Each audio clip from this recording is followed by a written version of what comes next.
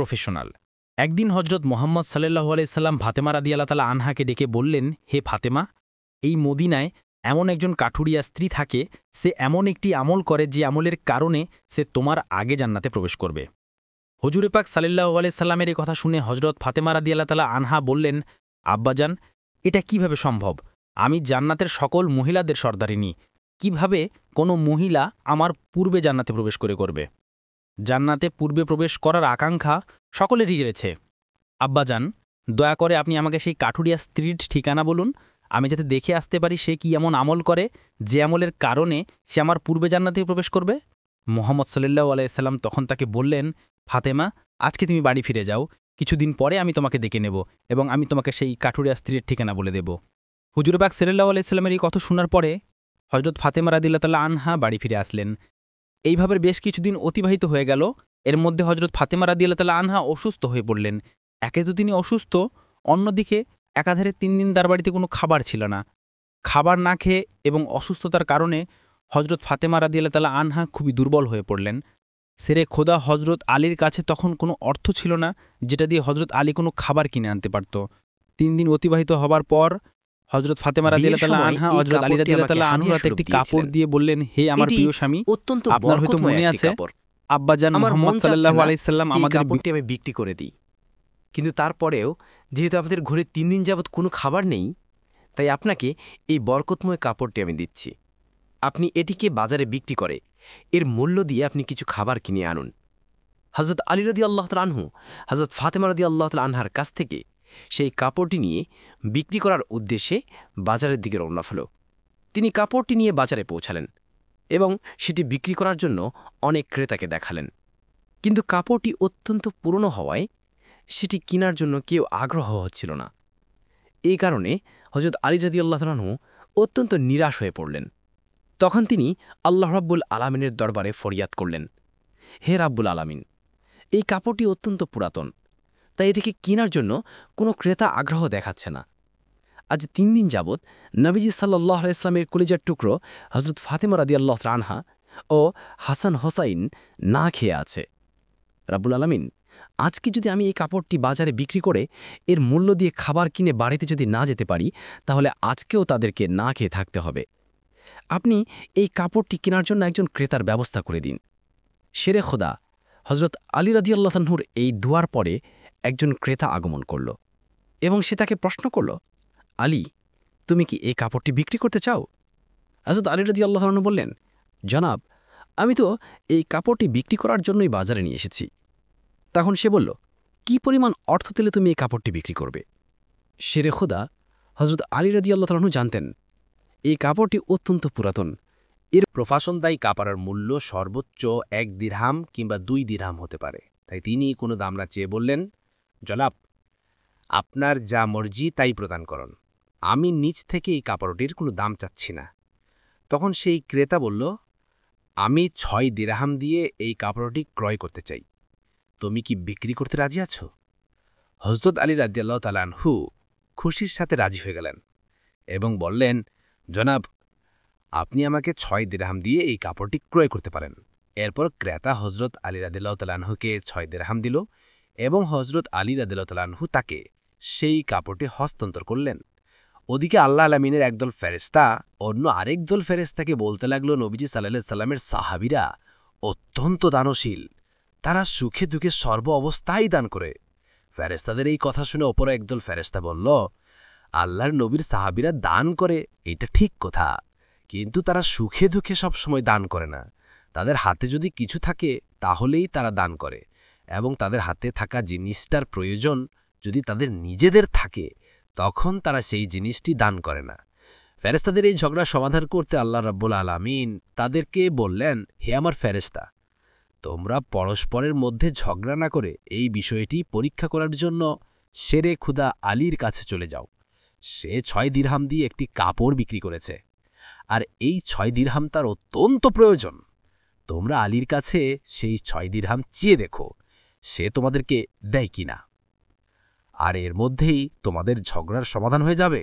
আল্লাহ রাব্বুল আলামিনের পক্ষ থেকে এই নির্দেশ লাভের পরে একজন ফেরেশতা ফকির বেশে হযরত আলী রাদিয়াল্লাহু তাআলা আনহুর কাছে আগমন করলেন। শেরে খুদা হযরত আলী রাদিয়াল্লাহু তাআলা আনহু সেই 6 দিরহাম দিয়ে খাবার প্রফাশন কিন্তু যাচ্ছিলেন। ইতিমধ্যে ফকির বেশে সেই ফেরেশতা বললেন, হে আল্লাহর বান্দা, আমি কয়েকদিন যাবৎ না খেয়ে রয়েছি। দীর্ঘদিন না খেয়ে থাকার কারণে আমার শরীরে সামান্যতম নড়াচড়া করার শক্তি নেই। আমি আল্লাহর আস্তে তোমার কাছে কিছু ফরিয়াদ করছি। যদি তোমার কাছে কোনো অর্থ থাকে, দয়া করে আমাকে সেগুলি দান করো, যাতে সেই অর্থ দিয়ে আমি খাবার কিনতে পারি এবং আমার ক্ষুধার জ্বালানি বারণ করতে পারি। ফকিরের এই প্রার্থনা শুনে হজরত আলী রাদিয়াল্লাহু তাআলা আনহু ভাবতে লাগলেন, হে আল্লাহ, আজ ৩ দিন যাবৎ আমার স্ত্রী ও সন্তানেরা না খেয়ে রয়েছে। ৩ দিন পরে আমার স্ত্রী ফাতেমা আমাকে একটি কাপড় বিক্রি করতে দিলেন। বলার ছিল সেই কাপড় বিক্রি করে তার অর্থ দিয়ে আমি তাদের জন্য কিছু খাবার কিনে নিয়ে যাব। কিন্তু এখন আল্লাহর এক অসহায় বান্দা আমার কাছে ভিক্ষা প্রার্থনা করছে। এখন আমি কি করব? আমি কি আমার স্ত্রী ও সন্তানের জন্য খাবার কিনে নিয়ে যাব, নাকি এই ভিক্ষুক দান করে দিব? সর্বশেষে তিনি সিদ্ধান্ত নিলেন যে এই অর্থগুলি ভিক্ষুককে দান করে দিবেন।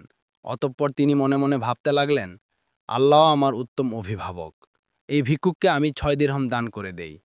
অতঃপর আল্লাহ রাব্বুল আলামিন আমার জন্য উত্তম ব্যবস্থা করে দিবেন। তখন তিনি সেই 6 দিরহাম ভিক্ষুককে দান করে দিলেন।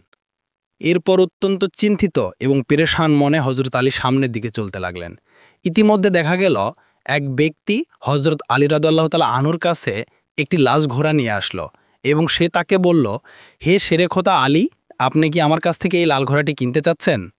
তখন হযরত আলী রাদিয়াল্লাহু তাআলা আনহু বললেন, ভাই, আমি কিভাবে এই ঘোড়াটি আপনার কাছ থেকে কিনবো? আমার হাতে তো কোনো অর্থ নেই। তখন সেই ব্যক্তি বলল, হে শেরে খোদা হযরত আলী, আমি বাকিতে আপনার কাছে প্রফেশনাল এই ঘোড়াটি বিক্রি করব। আপনি এই ঘোড়াটি নিয়ে ব্যবসা করুন। এরপর ব্যবসায় লাভ হলে আমার মূল্য আমাকে চুকিয়ে দেবেন। হযরত আলী রাদিয়াল্লাহু তাআলা আনহু তখন ভাবলেন, যেহেতু বাকিতে তিনি আমাকে এই ঘোড়াটি বিক্রি করতে চাইছে, তাহলে তা নিতে আমার সমস্যা কোথায়? অতঃপর হযরত আলী রাদিয়াল্লাহু তাআলা আনহু বললেন, আপনি কত দিরহামের বিনিময়ে এই ঘোড়াটি বিক্রি করবেন? সেই ব্যক্তিটি বললেন, আমি ১০০ দিরহামের বিনিময়ে এই ঘোড়াটি আপনার কাছে বিক্রি করলাম। হযরত আলী রাদিয়াল্লাহু তাআলা আনহু সেই ঘোড়াটি ১০০ দিরহামের বিনিময়ে তার কাছ থেকে কিনে নিল। এরপর ঘোড়াটি বিক্রি করার জন্য বাজারে নিয়ে গেল। হযরত আলী রাদিয়াল্লাহু তাআলা আনহু যখন সেই ঘোড়াটি বিক্রি করার জন্য বাজারে নিয়ে গেলেন, তখন এক ব্যক্তি এসে তাকে জিজ্ঞেস করলেন, হে শেরে খোদা হযরত আলী, আপনি কি এই ঘোড়াটি বিক্রি করতে চান? তখন হযরত আলী রাদিয়াল্লাহু তাআলা আনহু বললেন, ভাই, আমি তো এই ঘোড়াটি বিক্রি করার জন্যই বাজারে নিয়ে এসেছি। সেই ব্যক্তিটি বললেন, আপনি কত দিরহামের বিনিময়ে এই ঘোড়াটি বিক্রি করতে চান? আলী রাদিয়াল্লাহু তাআলা আনহু নিজের থেকে কোনো দাম না বলে সেই ব্যক্তিকে বললেন, আপনি কত দিরহামের বিনিময়ে এই ঘোড়াটি কিনতে পারবেন? সেই ব্যক্তিটি বলল, আমি ১৬০ দিরহামের বিনিময়ে আপনার কাছ থেকে ঘোড়াটি কিনতে চাই। হযরত আলী রাদিয়াল্লাহু তাআলা আনহু চিন্তা করলেন, আমি তো এই ঘোড়াটি ১০০ দিরহামের বিনিময়ে কিনেছি, আর তিনি আমাকে মূল্য দিতে চাইছেন ১৬০ দিরহাম। অতএব এতে আমার ৬০ দিরহাম লাভ হবে। তখন হযরত আলী রাদিয়াল্লাহু তাআলা আনহু বললেন, ভাই, আমি আপনার কাছে ১৬০ দিরহামের বিনিময়ে এই ঘোড়াটি বিক্রি করে দিলাম। সেই ব্যক্তিটি ১৬০ দিরহামের বিনিময়ে হযরত আলীর কাছ থেকে সেই ঘোড়াটি কিনে নিল। হযরত আলী রাদিয়াল্লাহু তাআলা আনহু যে ব্যক্তির করতে সন্দেহ দেখছিলেন, তার কাছ থেকে সেই ঘোড়াটি কিনেছিলেন, তাকে ১০০ দিরহাম পরিশোধ করার পরেও তার কাছে রয়ে গেল ৬০ দিরহাম। তিনি ৬ দিরহাম আল্লাহর রাস্তায় দান করেছিলেন। আল্লাহ রাব্বুল আলামিন তার বিনিময়ে তাকে ১০ গুণ বৃদ্ধি করে ৬০ দিরহাম ফেরত দিলেন। অতঃপর সেই ৬০ দিরহামের বিনিময়ে শেরে খোদা হযরত আলী রাদিয়াল্লাহু তাআলা আনহু বিপুল পরিমাণ খাদ্য কিনে বাড়ির পথে রওনা হলেন। যখন তিনি বিপুল পরিমাণে খাদ্য কিনে বাড়িতে ফিরে আসলেন, তখন হযরত ফাতেমা রাদিয়াল্লাহু তাআলা আনহা তাকে বললেন, হে আলী, আমি তো যোগদান করে বিপুল পরিমাণ খাদ্য নিয়ে এসেছি। এ কাপড়ের মূল্য দিয়ে তো এত পরিমাণ খাবার কেনা সম্ভব নয়। তাহলে তুমি এত খাবার কিনলে অর্থ কোথায় পেলে? তুমি আগে আমাকে এই কথা বলো, তারপরে আমার বাড়িতে প্রবেশ করতে পারবে। হযরত আলী রাদিয়াল্লাহু তাআলা আনহু বললেন, ফাতেমা, আগে আমি বাড়িতে প্রবেশ করি, তারপরে না হয় আমি তোমাকে প্রকৃত ঘটনা খুলে বলবো। কিন্তু হযরত ফাতেমা রাদিয়াল্লাহু তাআলা আনহা তাকে বললেন, আগে আপনি প্রকৃত ঘটনা খুলে বলুন, তারপরেই আপনি বাড়িতে প্রবেশ করতে পারবেন। শেরে খোদা হযরত আলী রাদিয়াল্লাহু তাআলা আনহু বললেন, ফাতেমা, তুমি তো ভালো করেই জানো যে তোমার স্বামী হযরত আলী কোনো দিনই কোনোভাবেই অবৈধ অর্থ উপার্জন করতে পারে না। আমি যে পন্থায় এই অর্থগুলি উপার্জন করেছি তা সম্পূর্ণ বৈধ একটি পন্থা। অতএব এ ব্যাপারে তোমার সন্দেহ করার কোনো কারণ নেই। কিন্তু হজরত ফাতেমা রাদিয়াল্লাহু তাআলা আনহা হজরত আলী রাদিয়াল্লাহু তাআলা আনহুর এই কথাগুলি তেমনভাবে বুঝতে চাইছিলেন না। হজরত আলী ও হজরত ফাতেমার মাঝে এই ঘটনা ঘটার কিছুদিন পরে নবী পাক সাল্লাল্লাহু আলাইহি ওয়াসাল্লাম হজরত ফাতেমাকে তার দরবারে ডাক দিলেন। অতঃপর তিনি তাকে বললেন, হে ফাতেমা, তোমার কি মনে আছে আমি কিছুদিন পূর্বে তোমাকে বলেছিলাম একজন কাঠুরিয়ার স্ত্রী তোমার পূর্বে জান্নাতে প্রবেশ করবে? হজরত ফাতেমা রাদিয়াল্লাহু তাআলা আনহা বললেন, আব্বাজান, অবশ্যই আমার মনে আছে এবং আমি সে কাঠুরিয়ার স্ত্রীর সঙ্গে সাক্ষাৎ করার জন্য অধীর আগ্রহে ব্যাকুল হয়ে আছি। দয়া করে আপনি আমাকে তার ঠিকানা বলুন, যাতে আমি দেখে আসতে পারি সে কাঠুরিয়ার স্ত্রী কি এমন আমল করে যার কারণে সে আমার পূর্বে জান্নাতে প্রবেশ করবে। তখন মুহাম্মদ সাল্লাল্লাহু আলাইহি ওয়াসাল্লাম তাকে বললেন, হে ফাতেমা, কোনো এক নির্জন জঙ্গলের মাঝে সে কাঠুরিয়া ও তার স্ত্রী বসবাস করে। তুমি যাও তার সঙ্গে সাক্ষাৎ করে এসো। রাসূল সাল্লাল্লাহু আলাইহি ওয়াসাল্লামের কাছ থেকে সে কাঠুরিয়ার স্ত্রীর ঠিকানা পেয়ে হযরত ফাতেমা রাদিয়াল্লাহু তাআলা আনহা তার সাথে সাক্ষাৎ করার জন্য রওনা হলেন। যখন তিনি কাঠুরিয়ার বাড়িতে এসে পৌঁছালেন, তখন হযরত ফাতেমা রাদিয়াল্লাহু তাআলা আনহা সালাম দিয়ে বললেন, বাড়ি থেকে কেউ আছেন? আমি নবীর মেয়ে হযরত ফাতেমা বলছি। আমি কি বাড়ির ভিতর আসতে পারি?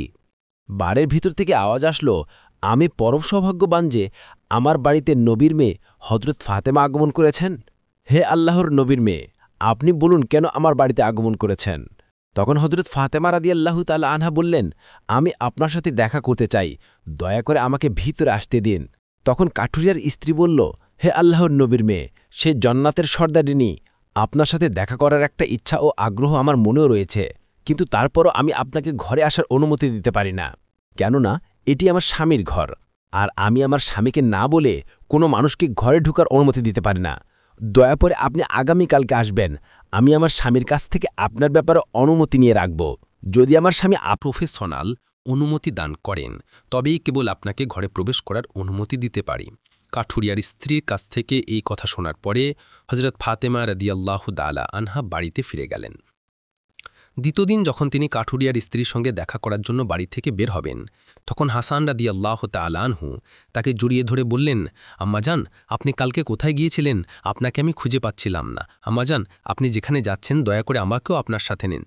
হযরত ফাতেমা রাদিয়াল্লাহু তাআলা আনহা তখন তার বড় পুত্র হযরত হাসানকে তার সাথে নিলেন।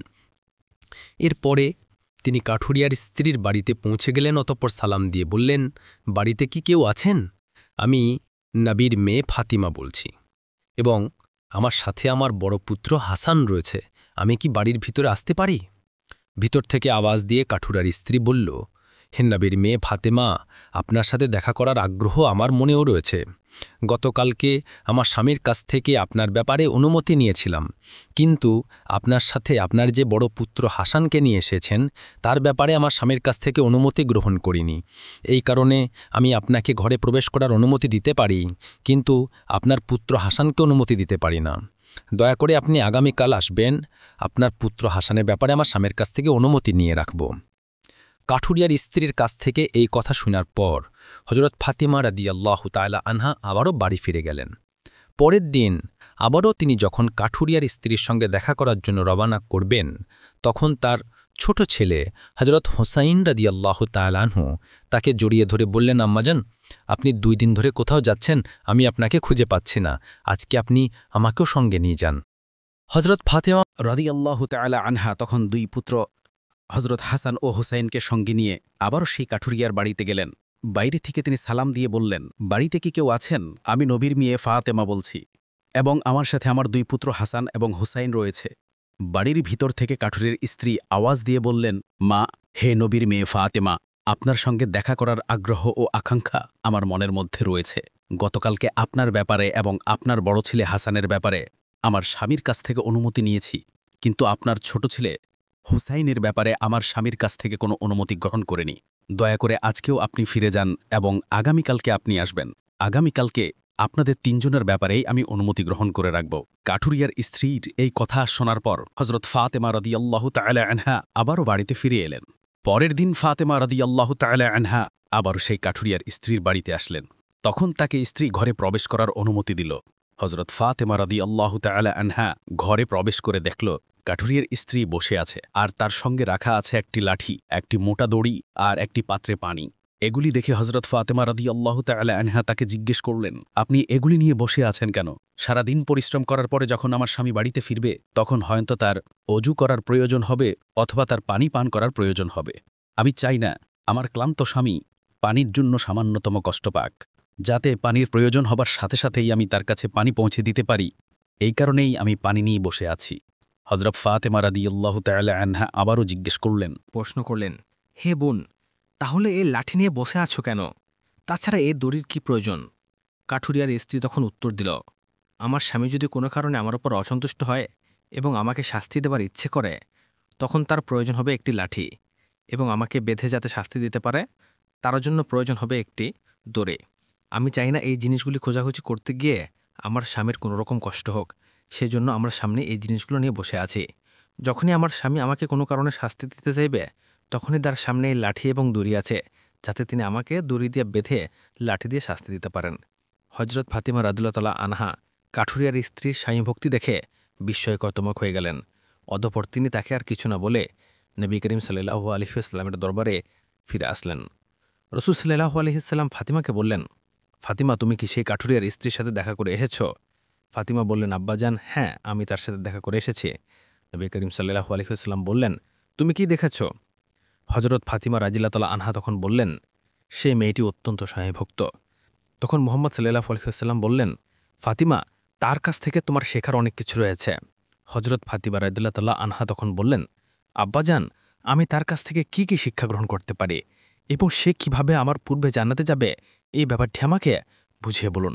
রাসূল সাল্লাল্লাহু আলাইহি ওয়াসাল্লাম তখন বললেন, হে ফাতিমা, শোনো, তুমি কিছুদিন আগে তোমার স্বামী আলীকে একটি পুরাতন কাপড় বিক্রি করার জন্য দিয়েছিলে। হযরত আলী সেই কাপড় বিক্রি করে তার অর্থ দিয়ে তোমাদের জন্য অনেক খাবার কিনে এনেছিল, কিন্তু তুমি সন্দেহ করেছিলে যে হযরত আলী হয়তো প্রফেশনাল।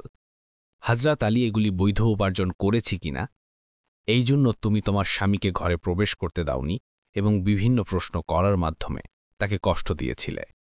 অথচ তুমি জানতে তোমার স্বামী হযরত আলী কোনোদিনই কোনো অবৈধ পথে উপার্জন করে না। হে ফাতেমা, তুমি যখন আলীকে সেই কাপড়টি বিক্রি করার জন্য দিয়েছিলে, হযরত আলী তার জন্য কোনো ক্রেতা খুঁজে পাচ্ছিল না। তখন আল্লাহ রাব্বুল আলামিন তার ফেরেশতা মিকাইলকে সেই কাপড়টি কেনার জন্য পাঠিয়েছিলেন। আল্লাহর ফেরেশতা মিকাইল সেই কাপড় হযরত আলীর কাছ থেকে 6 দিরহেমের বিনিময়ে কিনেছিল। এরপর আরেকজন ফেরেশতা এসে হযরত আলীর কাছ থেকে সেই 6 দিরহাম ভিক্ষা প্রার্থনা করে। আলী সেই 6 দিরহাম আল্লাহর রাস্তায় দান করে দেয়। অতঃপর সে চিন্তিত অবস্থায় বাড়িতে ফিরে আসছিল। এমন সময় ফেরেশতা জিব্রাইল তার কাছে একটি লাল ঘোড়া হযরত আলীর কাছে 100 দিরহেমে বিনিময়ে ধারে বিক্রি করে। হযরত আলী সেই ঘোড়াটিকে নিয়ে বাজারে যায় এবং ইসরাফিল ফেরেশতা হযরত আলীর কাছ থেকে সেই ঘোড়াটি 160 দিরহেমের বিনিময়ে কিনে নেয়। আল্লাহ রাব্বুল আলামিন 6 দিরহেমের বিনিময়ে হযরত আলীকে 10 গুণ বৃদ্ধি করে 60 দিরহাম দিয়ে দেয় এবং সেই অর্থগুলো দিয়েই হযরত আলী তোমাদের জন্য বিপুল পরিমাণ খাবার কিনে এনেছিল। ফাতেমা, শুনে রাখো, যে কাপড়টি হযরত আলী বিক্রি করেছিল, আল্লাহ রাব্বুল আলামিন সেই কাপড়টি জান্নাতে সংরক্ষণ করে রেখেছে, এবং যে ঘোড়াটি দিয়ে হযরত আলী ব্যবসা করেছিল, সেই ঘোড়াটিও আল্লাহ রাব্বুল আলামিন জান্নাতে সংরক্ষণ করে রেখেছেন। কাল কিয়ামতের দিন তুমি যখন জান্নাতে প্রবেশ করবে, তখন তুমি সেই ঘোড়ার উপরে থাকবে এবং সেই কাপড়টি হবে ঘোড়ার লাগাম, আর সেই লাগামটি ধরে থাকবে ওই কাঠুরিয়ার স্ত্রী। লাগামটি ধরে রাখার কারণেই সে তোমার আগে জান্নাতে প্রবেশ করবে এবং তুমি তারপরে জান্নাতে প্রবেশ করবে। কাঠুরিয়ার স্ত্রীর অতুলনীয় স্বামীভক্তি হল তার এই মর্যাদা প্রাপ্তির একমাত্রই কারণ।